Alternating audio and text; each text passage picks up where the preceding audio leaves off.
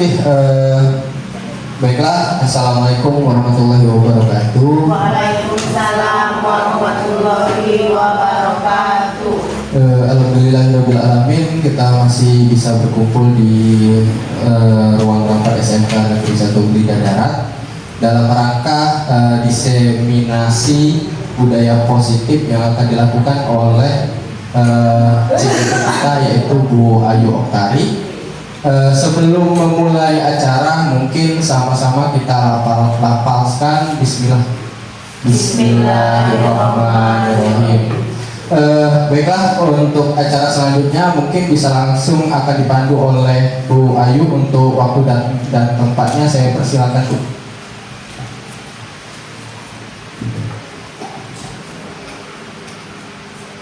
Assalamualaikum warahmatullahi wabarakatuh. Waalaikumsalam warahmatullahi wabarakatuh. Terima kasih kepada rekan-rekan semuanya yang sempat hadir di ruangan ini, menyempatkan waktunya di tengah kesibukannya di akhir semester ini ya, tapi masih sempat hadir di ruangan ini. Yang saya mengadakan diseminasi budaya positif di sekolah kita di SMK Negeri 1 Blida Darat, Kabupaten Muara Enim, Provinsi Sumatera Selatan. Saya adalah calon guru penggerak angkatan 10. Di sini saya akan melakukan pengimbasan atau melakukan implementasi tentang budaya positif bersama rekan-rekan guru di SMK Negeri 1 Blida Darat. Sebelum kita lanjut langsung ke materinya, di sini saya mempunyai pertanyaan pemantik. Jadi di sini saya hanya ingin setuju atau tidak setuju saja. Jadi ada 3 pernyataan di sini. Yang pertama, hukuman dapat mendisiplinkan anak. Kira-kira Bapak Ibu guru yang ada di sini setuju tidak dengan pernyataan ini, bahwa hukuman itu bisa mendisiplinkan anak? Kira-kira ada? Setuju. Oh, setuju ya. Untuk yang kedua, pemberi hukuman dengan hal positif seperti membaca atau membersihkan halaman sekolah dapat meningkatkan disiplin anak. Kira-kira setuju tidak? Setuju. Masih setuju. Oke. Sangat menarik ya.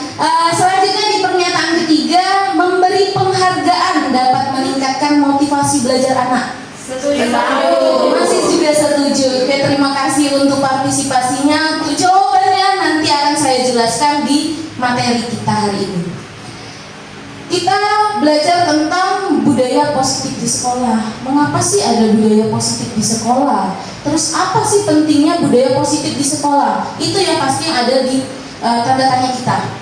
Apa sih yang sebenarnya budaya positif itu?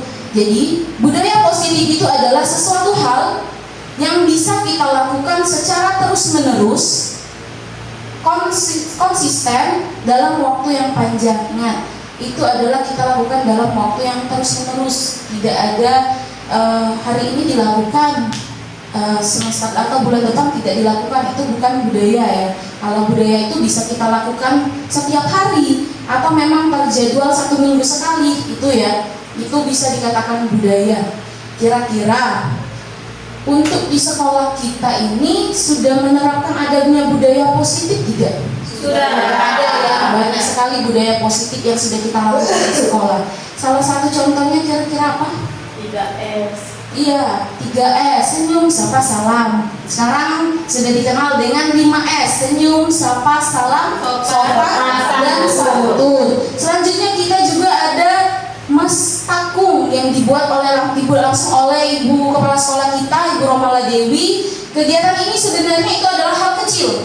Jadi untuk budaya positif itu tidak langsung untuk hal yang besar, bisa kita lakukan dengan hal-hal yang kecil saja, tetapi kita lakukan secara terus-menerus. Itu adalah budaya.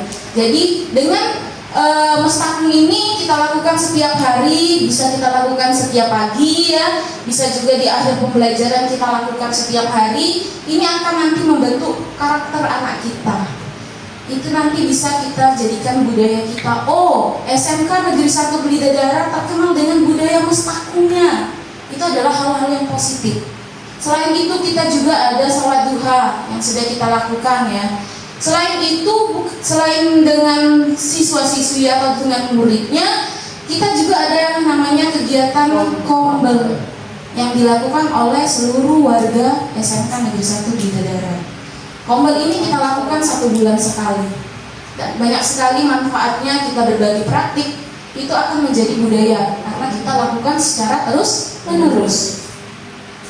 Baiklah Bapak Ibu semuanya, konsep inti dari diseminasi yang saya lakukan yaitu ada 8 materi yang akan saya jelaskan. Di sini saya minta maaf, bukan bermaksud untuk menggurui semuanya, bukan bermaksud lebih bisa dari semuanya yang ada di sini, akan tetapi mungkin saya mendapatkan materi ini lebih dulu, sehingga saya ingin berbagi kepada semua rekan-rekan yang ada di sini tentang apa yang sudah saya peroleh di pendidikan guru penggerak ini. Di sini ada tentang 8 materi, yaitu perubahan paradigma belajar, disiplin kognitif, nilai-nilai kebajikan, kebutuhan dasar manusia, motivasi perilaku manusia, posisi kontrol guru, keyakinan kelas, segitiga restitusi. Jadi inilah nanti di sini akan saya jawab semua dari pertanyaan 3 pernyataan pemantik tadi ya. Nanti kita akan dapat mengetahui kira-kira jawaban kita tadi tepat atau tidak. Seperti itu ya. Baiklah, biar tidak tegang, biar kita relax, santai, kita ice breaking dulu ya. Sama halnya seperti kita di kelas dengan anak-anak murid kita ajak mereka ice breaking agar pembelajaran tidak membosankan dan juga semuanya relax, tidak tegang. Karena di sini bukan tempat menegangkan, di sini kita berbagi pengalaman, berbagi praktik tentang budaya positif. Baiklah, di sini kira-kira ada yang mau berbagi ice breakingnya, apa yang sudah kita terapkan di kelas, boleh? Oke, terima kasih Bu Yur, boleh silakan sini Bu Yur. Oke, terima kasih atas kesempatannya Bu Ayu. Baik, ibu-ibu berdiri dulu Bu Ibu. Oke, ke sini Bu. Ke bagian dari keluar dari meja kursinya.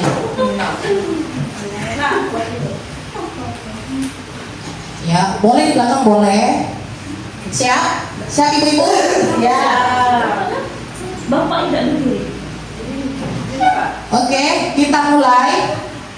A B C D. A B C D. Sesungguhnya belakang. Melompat ya? Ya, kalau saya bilang maju ya, mundur ya. Oke? Maju, mundur, kiri, kanan, sebaliknya, mundur. Nah, nggak bagus kan? Kelihatan kalau yang nggak bagus. Oke, kita ulang lagi. Sebaliknya, kanan, kiri, mundur, maju, kiri, kanan, mundur,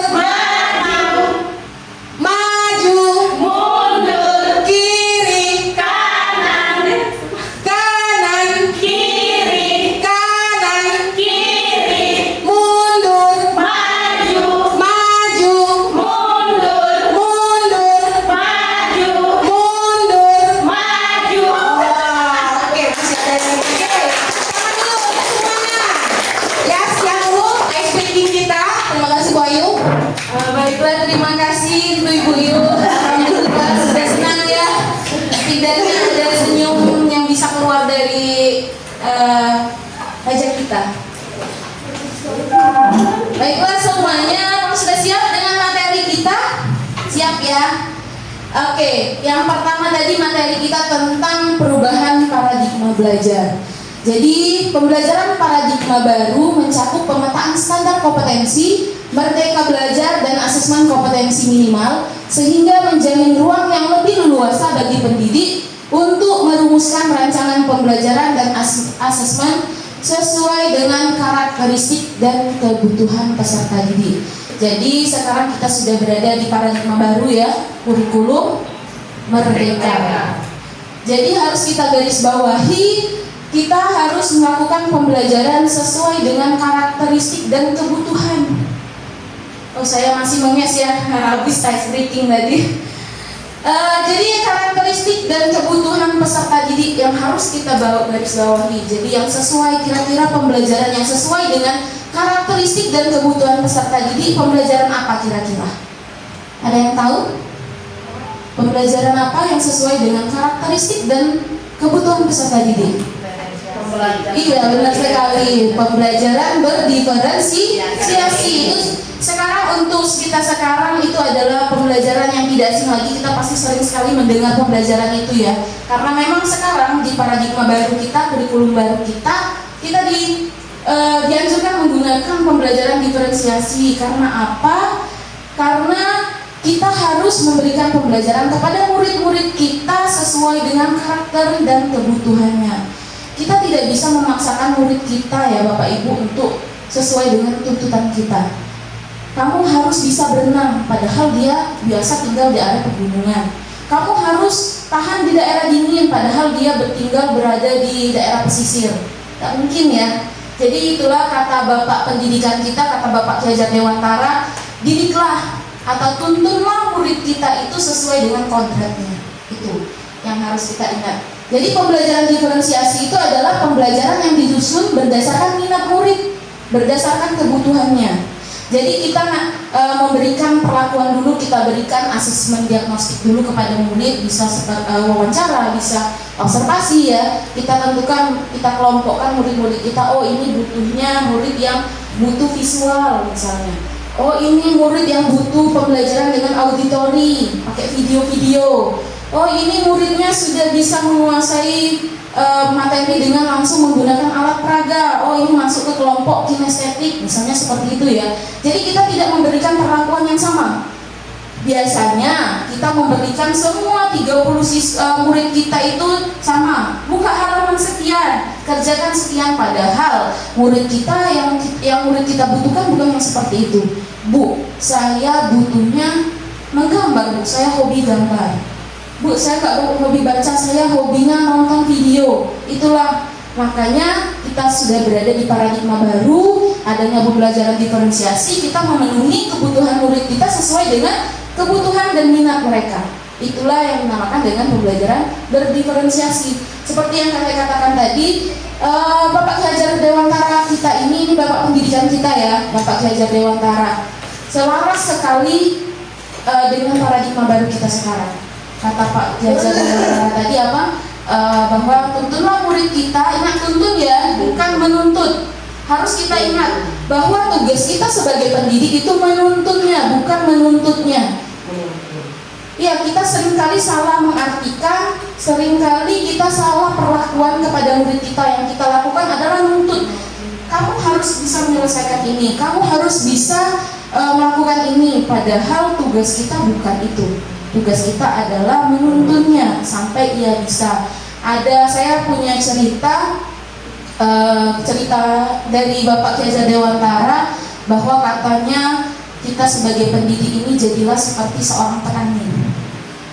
Mengapa sedemikian? Karena tugas kita itu, tugas petani apa coba? Menanam, merawat agar dia tumbuh kembang. Kita tidak bisa, misalnya seorang kita petani, kita menanam jagung, kita tidak bisa menuntut harus jadi padi, ya kan? Jadi kita harus sesuai dengan perlakuan kita, harus sesuai dengan, misalnya kita menanam jagung, berarti perlakuan kita harus sesuai dengan jagung. Bagaimana agar jagung tumbuh? Bagaimana agar jagung itu berkembang? Itu tugas kita. Jadi harus kita cermati lagi, harus kita pikirkan lagi kira-kira tugas dan fungsi kita itu sebagai pendidik apa. Semoga kita nanti bisa seperti Bapak Ki Hajar Dewantara. Selanjutnya adalah disiplin positif. Ini materi kedua kita ya. Ketika kita dengar kata-kata disiplin, pasti yang ada di pikiran kita itu adalah peraturan, tata tertib, hukuman. Biasanya seperti itu ya. Anak-anak pasti takut dengan kata-kata disiplin. Kita pun pasti menerapkan disiplin. Kamu harus disiplin. itu sama saja dengan kita menuntutnya.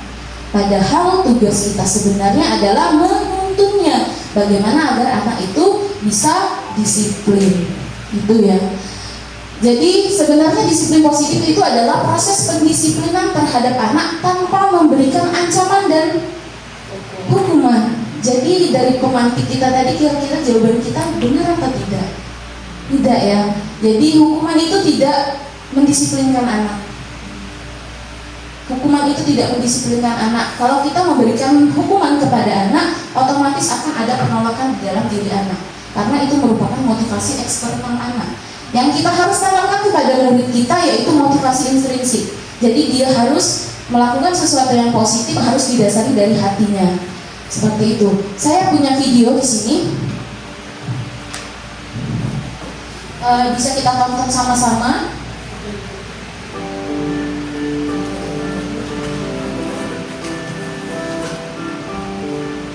Memiliki anak yang dapat mengontrol diri dengan baik dan bertanggung jawab adalah impian kita semua. Disiplin positif adalah salah satu metode yang bisa dipakai untuk mewujudkannya. Inti dari disiplin positif di lingkup pendidikan adalah pendekatan untuk mendidik dan membina peserta didik yang bertumpu pada upaya membangun pemikiran dan perilaku positif, di mana dalam pelaksanaannya ada kebebasan dan aturan yang disepakati. Saat berdialog dengan para pendidik, hampir seluruhnya punya kesamaan. Pernah mengalami terlambat ke sekolah, tidak mengerjakan PR, bolos, berkelahi, dan berperilaku tidak tepat lainnya. Akibatnya, mereka mendapat hukuman seperti membersihkan ruangan kelas, lari keliling lapangan, dipukul, dicubit telinganya, dipermalukan, dan lain sebagainya. Pengalaman tersebut kemudian tanpa disadari diterapkan kembali pada anak didiknya. Kemudian hal ini akan terus berulang, diwariskan dari generasi ke generasi. Hukuman pada umumnya menyebabkan rasa sakit secara fisik, emosional, atau bahkan keduanya. Istilah corporal punishment meliputi hukuman fisik dan non-fisik yang bertujuan menyakiti atau menimbulkan rasa tidak nyaman. Contoh hukuman fisik, memukul, menampar, dan menendang. Sedangkan hukuman non-fisik diantaranya meremehkan, menghina, atau mengancam. Apakah setiap perilaku anak yang tidak tepat harus selalu direspon dengan hukuman? Disinilah pentingnya bagi kita memahami tahap perkembangan anak agar dapat merespon perilaku mereka dengan tepat.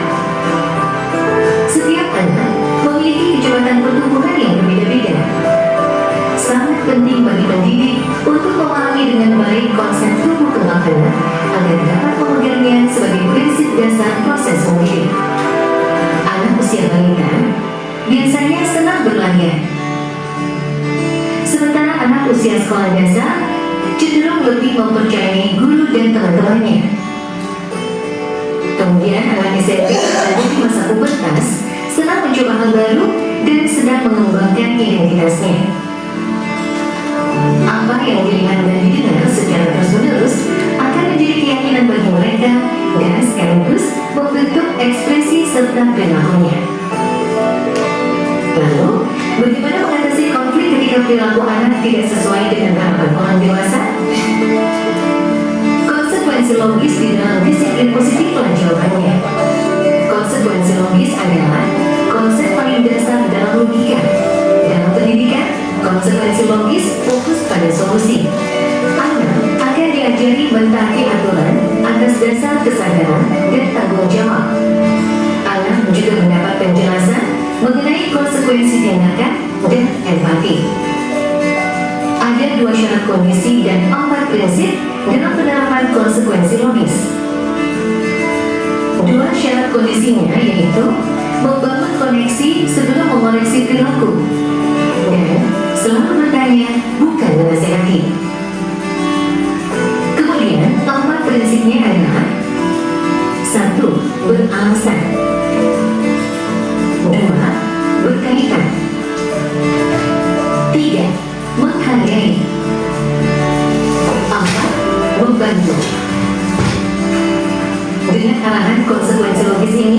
pendidik tetap harus secara konsisten memberi dukungan yang positif kepada peserta didik.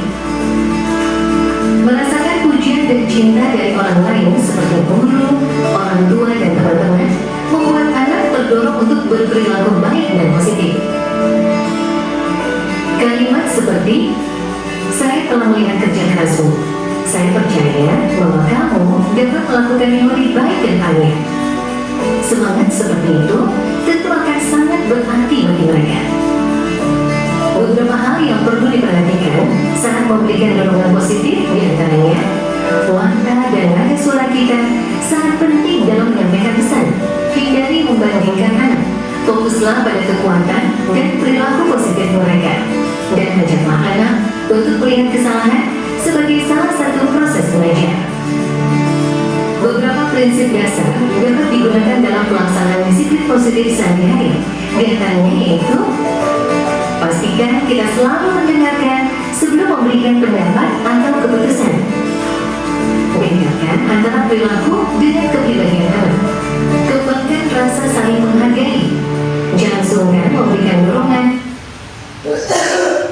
Jadi itu ada video tadi ya, video tentang disiplin positif. Jadi kira-kira dari video itu apa yang sudah kita lakukan sudah selaras tidak dengan Bapak Ki Hajar Dewantara.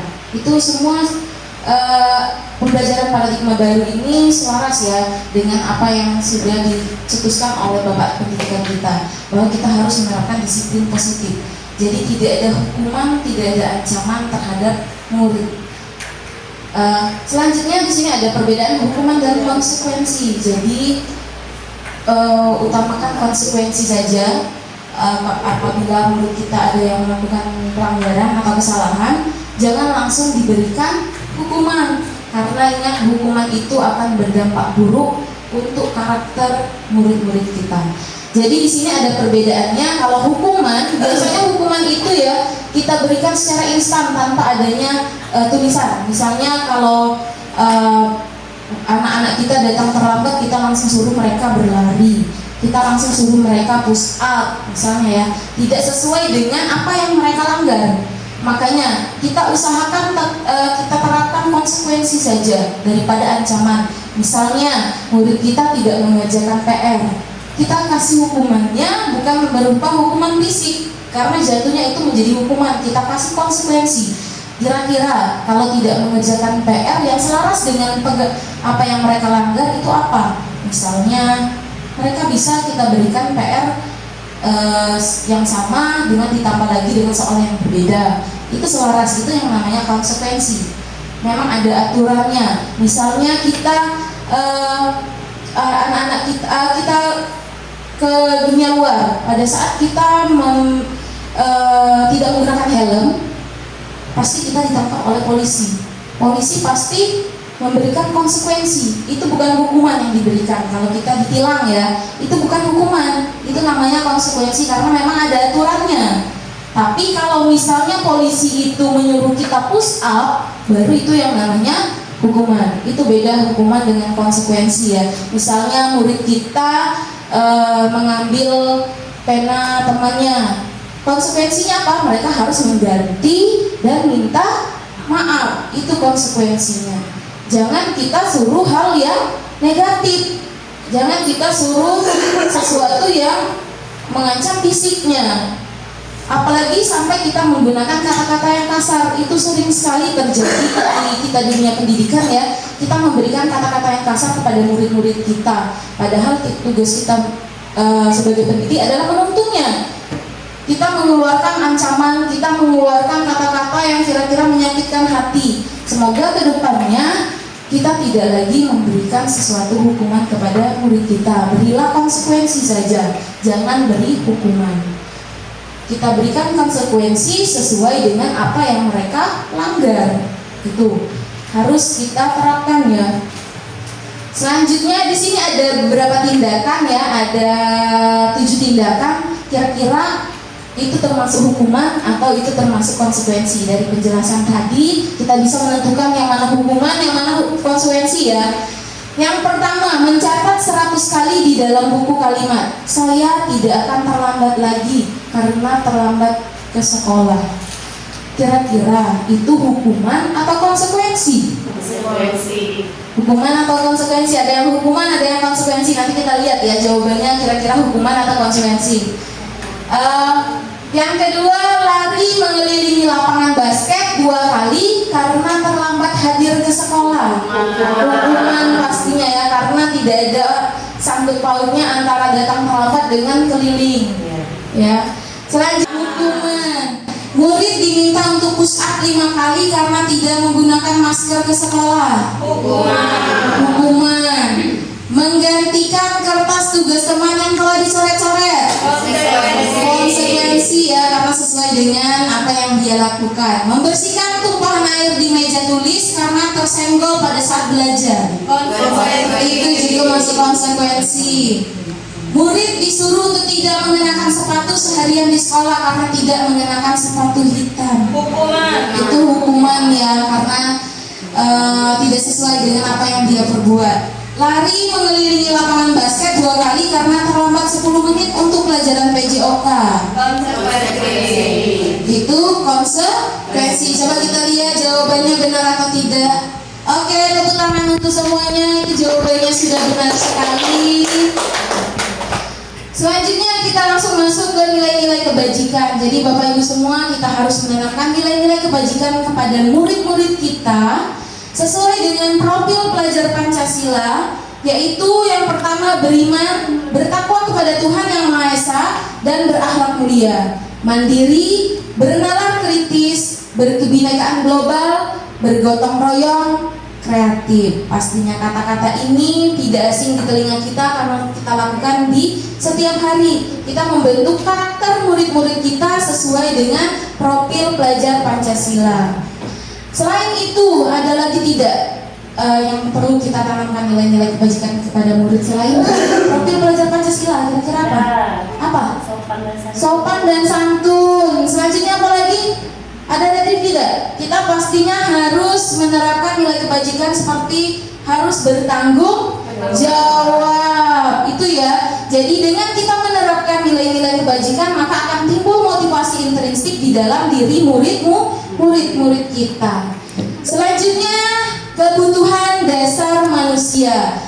Ada 5 kebutuhan dasar kita sebagai manusia. Yang paling kita butuhkan yang pertama yaitu bertahan untuk hidup. Kita butuh pakaian, kita butuh makan, kita butuh tempat tinggal, kita butuh rumah, dan tempat tinggal, kita butuh kesehatan. Itu ya, itu kebutuhan dasar kita. Itu yang pertama.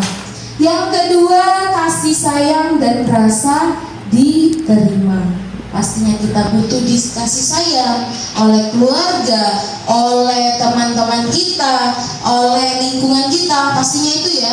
Selanjutnya, penguasaan. Kita dalam penguasaan ini pastinya kita ingin diterima maupun diakui oleh orang-orang di sekitar kita. Itu seperti halnya saya yang baru datang ke sini, saya pasti ingin disayang, saya ingin diterima, saya ingin diakui sebagai warga SMK Negeri 1 Bulidadara. Selanjutnya, kebutuhan kebebasan. Kita bebas memilih sesuatu, apapun yang kita mau. Itu yang kebutuhan dasar kita, yang kita tidak mau ditentang apabila memang kita membutuhkan itu. Selanjutnya, kebutuhan akan kesenangan. Pastinya kita ingin merasa senang, kita ingin merasa bahagia. Itu yang kita butuhkan. Kita tidak mau ya menangis terus-terusan dari pagi sampai malam. Itu pun sudah pasti membuat rasa ngantuk ya. Jadi kalau kita bersenang-senang, tertawa, bahagia, rasanya menyenangkan sekali hidup kita itu ya. Selanjutnya, saya di sini mempunyai 4 kebutuhan dasar. Yang pertama, diterima dan disayang. Kira-kira ada tidak yang mau menyebutkan? Boleh sebutkan nama orang, boleh, mau benda, mau apapun. Kira-kira yang berkaitan dengan diterima atau disayang. Kira-kira ada yang mau menyebutkan tidak? Di sini? Diterima atau disayang? Ada? Iya, boleh Pak Jafar. Sebenarnya pengen disayang sih, karena saya pikir pikir kalau misalnya kita disayang otomatis kan bakalan diterima. Oh iya, disayang oleh siapa Pak? Boleh tahu Oleh tidak? lingkungan ya. Oh, oleh seseorang. Oke, terima kasih. Tepuk tangan untuk Pekarper. Semoga dia bisa diterima dan disayang oleh someone-nya ya. Itu. Selanjutnya kita bisa, boleh. Ada yang mau? Bisa apa? Kira-kira ada yang mau menyebutkan tidak? Kamu mau bisanya bisa yang bagaimana? Kira-kira. Ada? Kalau saya ya, oh boleh. Bu Tia boleh. Kalau saya pengen bisa menjadi guru hebat di SMA. Oh, amin amin amin. Tepuk tangan untuk dia, kita aminkan sama-sama ya. Dia ingin menjadi guru yang hebat, guru yang profesional, guru yang selalu mengembangkan kompetensinya. Apa yang ingin saya lakukan. Jadi apa yang ingin saya lakukan, saya harus bisa. Oke, berarti harus bisa melakukan sesuatu yang saya inginkan. Seperti itu ya. Baik, terima kasih. Tepuk tangan untuk Pak Jafar. Berarti untuk Pak Jafar sama saja dengan bebas Pak Jafar. Berarti Bapak bebas menentukan apapun yang saya mau, saya bebas menentukan. Itu bisa masuk kata-kata bebas ya. Selanjutnya yang terakhir senang, kira-kira untuk senang. Yang hobi bersenang-senang, ayo. Siapa yang hobi bersenang-senang? Kira-kira senangnya senang apa? Ada yang mau menyebutkan? Senang banyak. Iya lagi Bu Tia boleh. Kalau menurut saya akan senang apabila saya diterima di sekolah ini dan bisa melakukan apa yang saya bisa. Iya boleh. Tidak ada, ingat ya Bapak Ibu, sama halnya kita dengan murid kita, bahwa apapun jawaban mereka tidak ada jawaban yang salah. Hanya saja mungkin nanti ada yang kurang tepat. Jadi biasakan seperti itu dengan murid-murid kita ya. Kita ajak mereka mengungkapkan apa pendapat mereka. Ingat, tidak ada jawaban yang salah. Boleh, terima kasih Bu Tia. Berarti Bu Tia kembali lagi dengan kata-kata diterima atau disayang ya. Jadi yang paling utama apa? Kita pasti ingin diterima dan disayang oleh keluarga kita, oleh suami, oleh istri, oleh anak, oleh orang tua. Pasti yang paling utama kita ingin disayang oleh orang tua, dengan keluarga. Yang kedua itu ya, pasti itu keinginan kita sebagai pendidik. Selanjutnya bebas. Ada yang mau kira-kira menyebutkan kamu pengen dibebasnya tuh bebas yang bagaimana? Bebas apa? Boleh? Boleh. Kalau saya ingin bebas melakukan apapun yang saya inginkan, termasuk dalam segi hal di rumah, di lingkungan, di sekolah, dengan hal-hal yang positif. Iya, pastinya dengan hal-hal yang positif kita bebas. Pasti kita butuh banget, kita butuh sekali dengan sesuatu yang bebas. Kita bebas mau makan apa, mau beli apa, kita bebas. Itu masuk kebutuhan dasar. Kalau terpenuhi, wah rasanya bahagia sekali ya. Semoga semuanya bisa terpenuhi, itu bagus. Selanjutnya senang. Iya boleh Bu Harmila.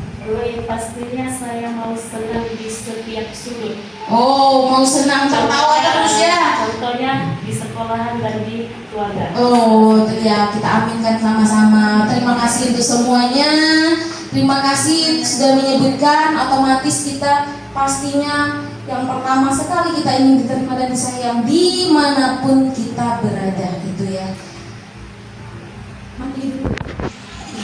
Ya. Baiklah, biar tidak bosan Bapak Ibu, kita ice breaking dulu. Caknya sudah mumet, banyak sekali sudah ditransfer ilmu-ilmunya hari ini ya. Kita ice breaking dulu.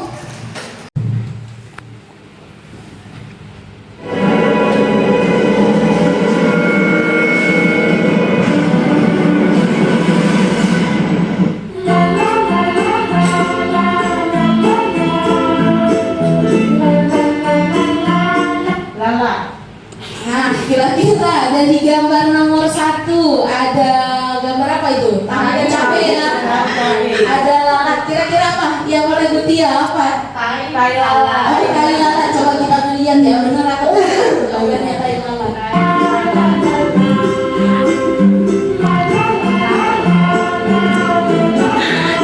Tai lalat benar ya. Tepuk tangan untuk Bu Tia. Ada lagi ya. Oke. Sekarang itu ada gambar udangnya, ada gambar mobil juga. Kira-kira itu apa jawabannya? Udang rebus. Udang rebus. Coba kita buktikan sama-sama. Kira-kira benar nggak?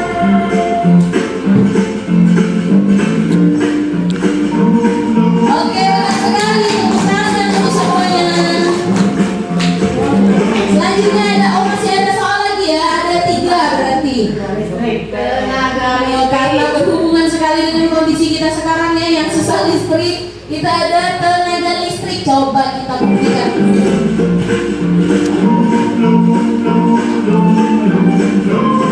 Oke, benar. Udah ya. Oh, masih ada. Ada lagi ternyata. Apa ya?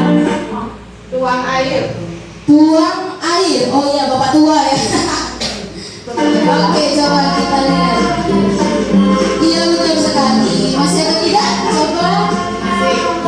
Oh, masih ada. Apa kira-kira? Hah? Minta uang. Oh, kebutuhan dasar sekali ya. Kita minta uang. Ya, minta uangnya dengan bagus ya. Minta uang.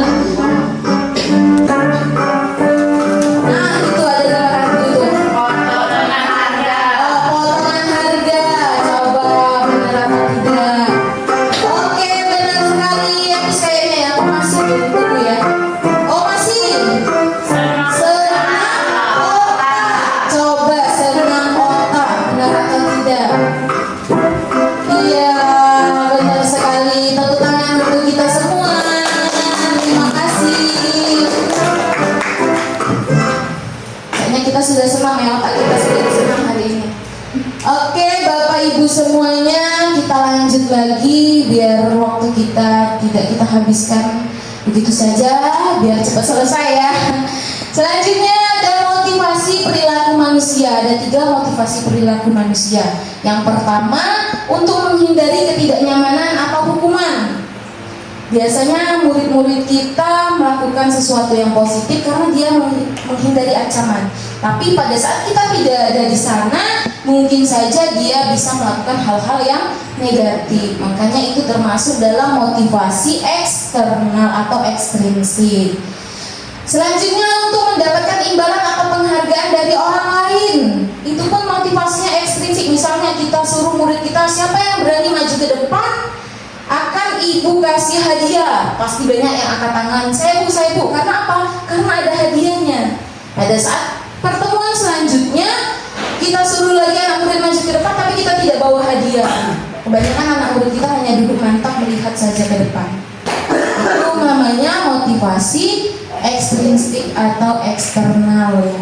Jadi kalau kita menerapkan motivasi ekstrinsik, maka tidak akan berdampak jangka panjang.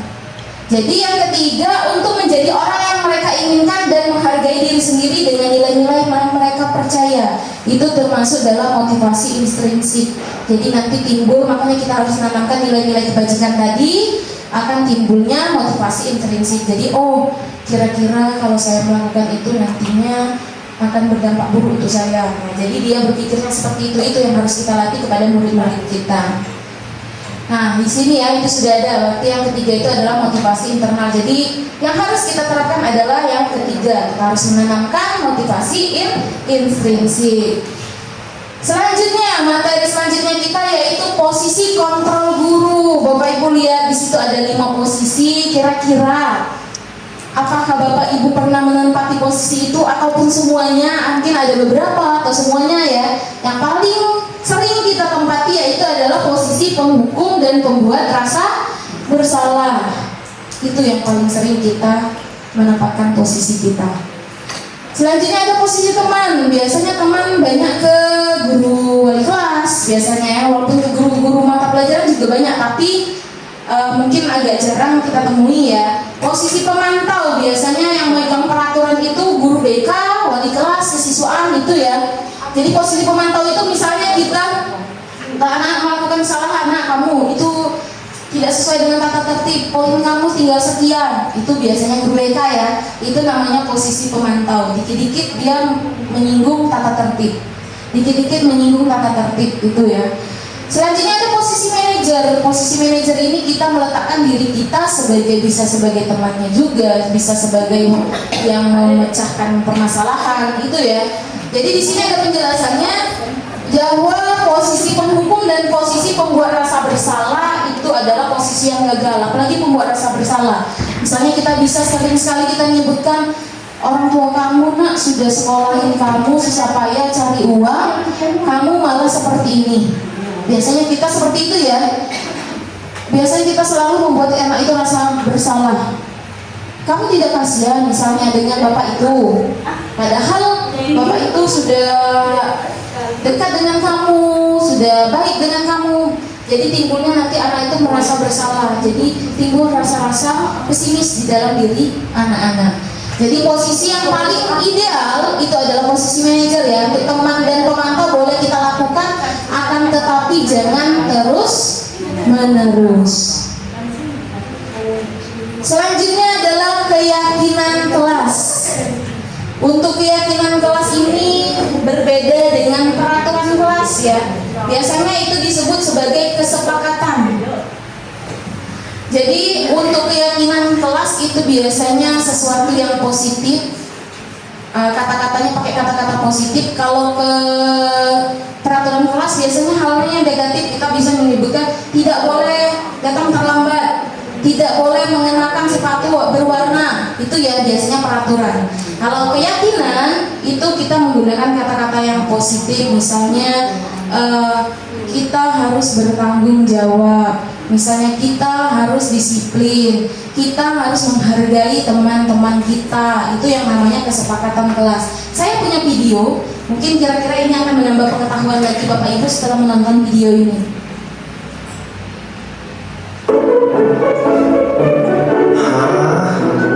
Uang siapa ini? Bu Guru, saya ada uang.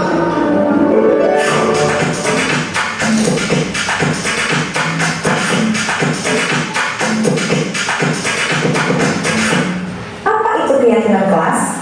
Apakah sama dengan peraturan kelas? Mari kita ingat kembali cerita Julio tadi. Menurut ibu dan bapak guru, apakah yang menjadi motivasi Julio mengambil tindakan tersebut? Padahal bisa saja Julio mengambil uang tersebut. Ia pun tidak akan dapat hukuman karena tidak akan ada yang mengetahuinya. Tidak ada juga penghargaan yang didapatkannya dari mengembalikan uang tersebut. Julio bertindak berdasarkan keyakinannya, yaitu tidak mengambil sesuatu yang bukan haknya. Mengapa keyakinan kelas, bukan peraturan kelas? Mari kita lihat contoh peraturan kelas TKB berikut. 1. Membuang sampah pada tempatnya. Yang kedua, merapikan kembali mainan setelah digunakan. Dan yang ketiga, melepaskan sepatu saat masuk kelas. Jika diperhatikan, tujuan dari ketiga peraturan itu adalah untuk kebersihan atau kenyamanan di kelas. Nilai-nilai kebersihan dan kenyamanan inilah yang disebut sebagai keyakinan, yaitu nilai-nilai kebajikan Allah.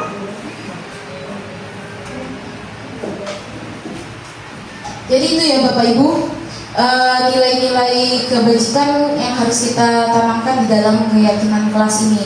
Jadi dengan kita menerapkan keyakinan kelas, nanti akan timbul motivasi intrinsik dalam diri anak. Makanya kita perlu menerapkan keyakinan kelas nanti di awal, mungkin di awal semester nanti ya, ini sudah di akhir. Awal semester nanti kita mulai ajaran baru, kita ketemu dengan anak, diawalilah dengan membuat keyakinan kelas. Jadi kalau anak-anak melanggar, kita ingatkan saja keyakinan kelasnya. Kira-kira masih ingat tidak dengan keyakinan kelas kita? Jadi itulah butuhnya keyakinan kelas.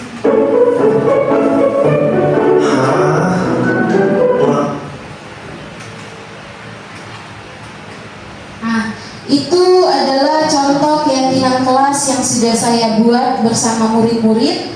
Jadi boleh ya, boleh menggunakan post-it, menggunakan sticky note, atau walaupun kita tulis saja di papan tulis dulu, orek-orek.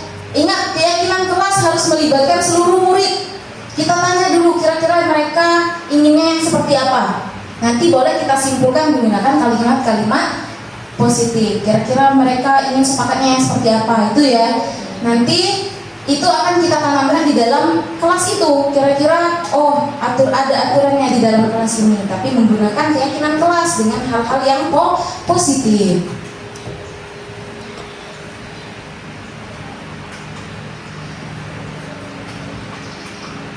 Ya. Selanjutnya di sini ada segitiga restitusi. Jadi segitiga restitusi ini adalah posisi manajer kita melakukannya bagaimana. Makanya di sini ada segitiga restitusi, bahwa kita harus menerapkan ini kepada murid-murid kita agar kita bisa menjadikan diri kita di posisi manajer.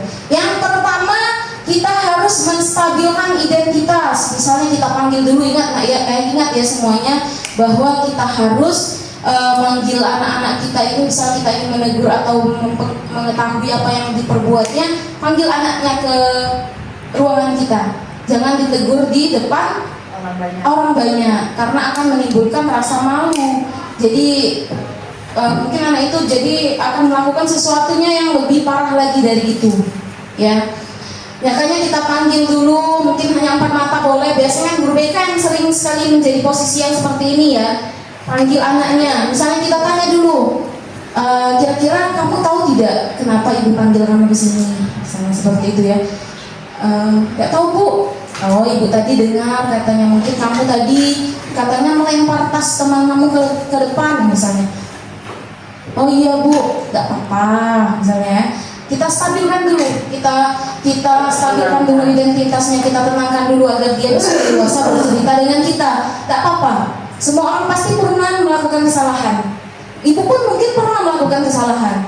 Akan tetapi, makanya kita langsung masuk ke validasi tindakan. Akan tetapi, semua yang kita lakukan pasti punya alasan. Ingat, berbicara nada bicara kita harus disesuaikan dengan umur anak itu.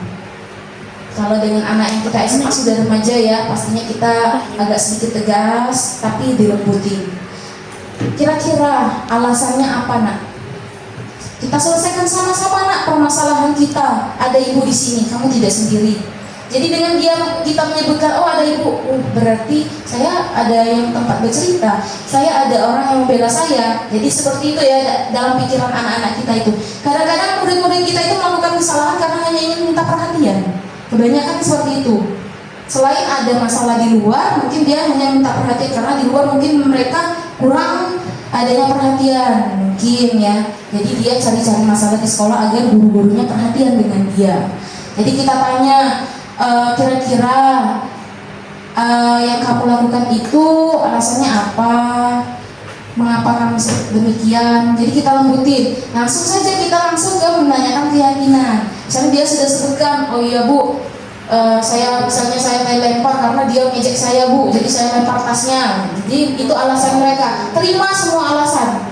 Terima semua alasan murid-murid kita. Jadi kita langsung tanyakan, kira-kira dari yang kamu lakukan itu, kamu ingat gak keyakinan kelas kita? Makanya butuh keyakinan kelas, ya. Ya, Bu, kita ada keyakinan kelas. Kira-kira yang sesuai dengan yang kamu lakukan ini, yang kamu langgar itu keyakinan apa? Atau bila perlu kita bawa keyakinan kelas biar dia bisa baca. Oh, Bu, berarti aku melanggar yang ini, ya, Bu?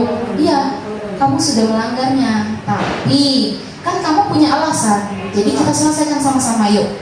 Jadi kalau anak diajak sama-sama berdiskusi seperti itu, lambat laun kan itu akan membudaya di sekolah kita. Jadi lambat laun anak itu insya Allah akan berubah. Makanya kita harus ada perlakuan, kita harus banyak belajar dengan guru BK karena banyak ini sekali ilmunya, ya. Selanjutnya saya punya video lagi. Baiklah semuanya, saya punya video. Ini materi akhir kita, ya. Saya punya video tentang segitiga restitusi. Kira-kira penerapannya yang bagaimana? Mungkin dengan video ini Bapak Ibu, oh berarti yang harus saya lakukan yang seperti itu. Sekarang kita saksikan sama-sama.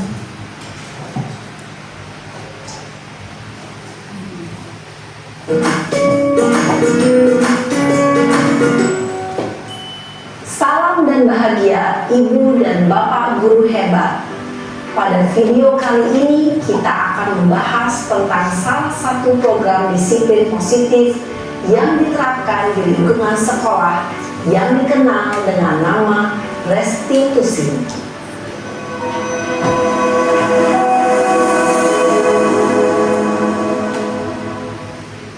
Restitusi dikembangkan oleh pakar pendidikan Diane Gosling, berlandaskan pada teori kontrol Dr. William Glasser. Segitiga restitusi adalah suatu proses dialog yang dijalankan oleh guru, atau orang tua agar dapat menghasilkan murid yang mandiri dan bertanggung jawab. Pada saat guru di posisi manajer, aspek yang dikembangkan pada murid adalah motivasi intrinsik, sehingga penanaman nilai-nilai kebajikan dapat tumbuh dan berkembang menjadi suatu kebiasaan positif yang akhirnya membentuk karakter murid. Proses dialog ini terdiri dari 3 langkah yang digambarkan pada ketiga sisi pada segitiga restitusi. Sisi pertama adalah menstabilkan identitas. Sisi yang kedua adalah validasi tindakan yang salah. Dan sisi yang ketiga adalah menanyakan keyakinan. Ibu dan Bapak Guru, berikut ini akan menunjukkan bagaimana seorang guru berada dalam posisi manajer menggunakan penerapan segitiga restitusi.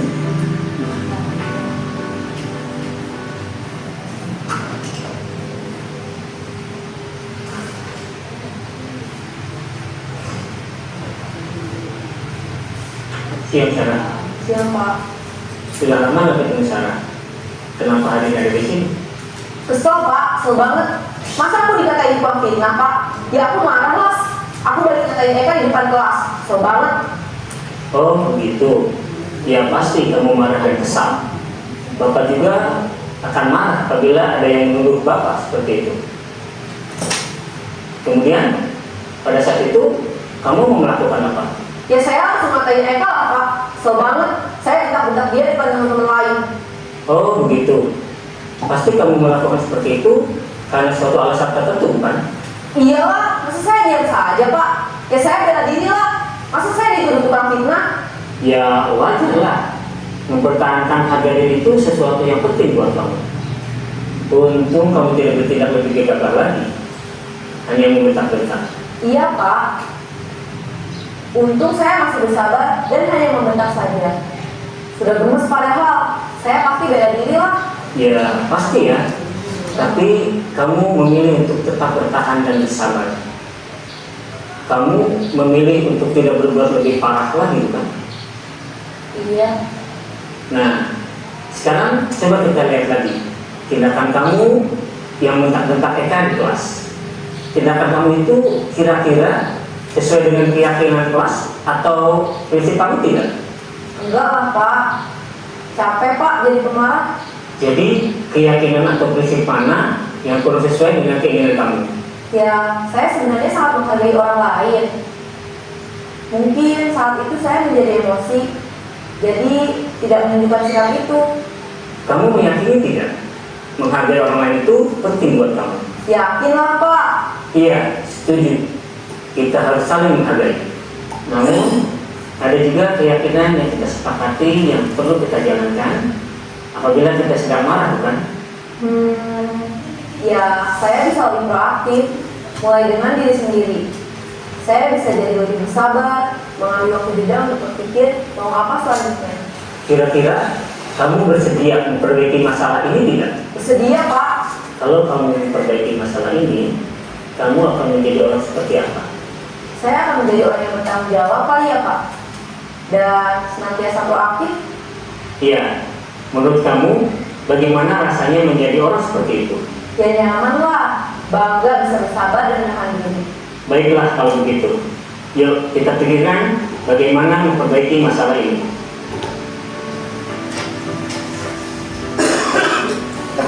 Bagaimana Bapak Ibu semuanya? Apakah kita pernah berada di posisi ini?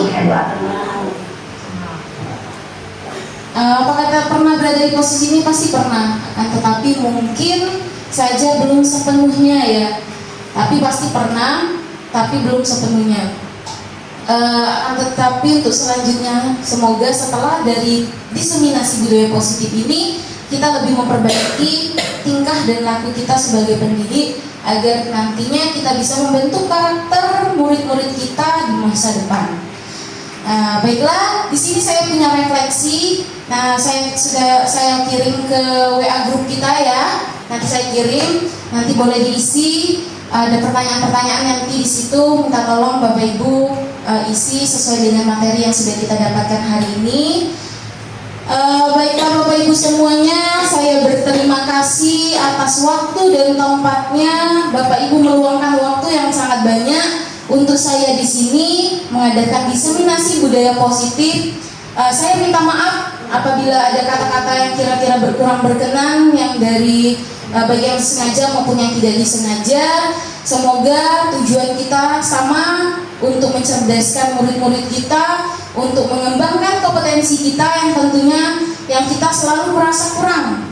Pastinya ya, kita harus selalu merasa kurang. Agar apa? Agar kita lebih meningkatkan lagi kompetensi kita sebagai pendidik yang nantinya akan membentuk cita-cita kita sesuai dengan profil pelajar Pancasila, membentuk karakter murid dengan 6 dimensi tersebut. Baiklah Bapak Ibu, saya akhiri diseminasi budaya positif ini. Semoga bermanfaat. Saya akhiri. Wassalamualaikum warahmatullahi wabarakatuh.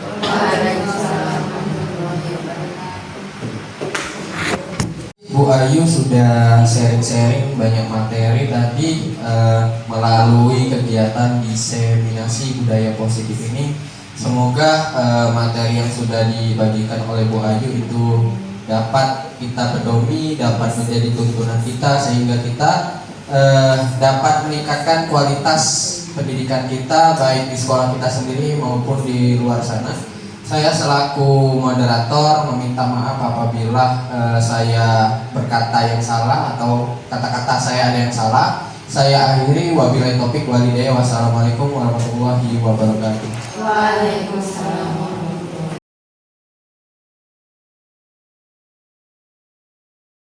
Assalamualaikum warahmatullahi wabarakatuh. Saya Ibu Romala Dewi SPD MSI. Saya Kepala Sekolah SMK 1 Bidang Darat. Saya sangat mengapresiasi bagus sekali kepada Ibu Ayu yang telah melakukan diseminasi budaya positif kepada rekan siswa, guru, kemudian lingkungan belajar.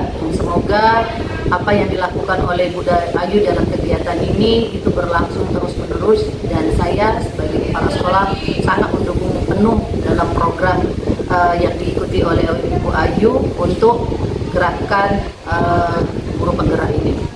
Terima kasih. Assalamualaikum warahmatullahi wabarakatuh.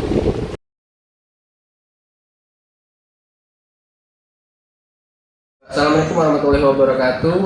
Sebelumnya perkenalkan, nama saya Jakfar Yanto. Saya selaku guru dari SMK Negeri 1 Bidang Darat. Di sini saya akan memberikan testimoni saya mengenai diseminasi budaya positif yang telah dilakukan oleh CGP kami, yaitu Bu Ayu Oktari, di mana pelaksanaannya itu sudah baik, penyampaian materi yang dilakukan oleh Bu Ayu itu sudah baik, dan juga diseminasi budaya positif yang telah dilakukannya mampu merubah paradigma yang kami miliki, sehingga paradigma tersebut menjadi baru dan juga mampu memberikan dampak yang positif menurut kami untuk kedepannya yang bisa kami lakukan dalam mendidik siswa-siswi kami. Mungkin itu saja testimoni yang saya ucapkan.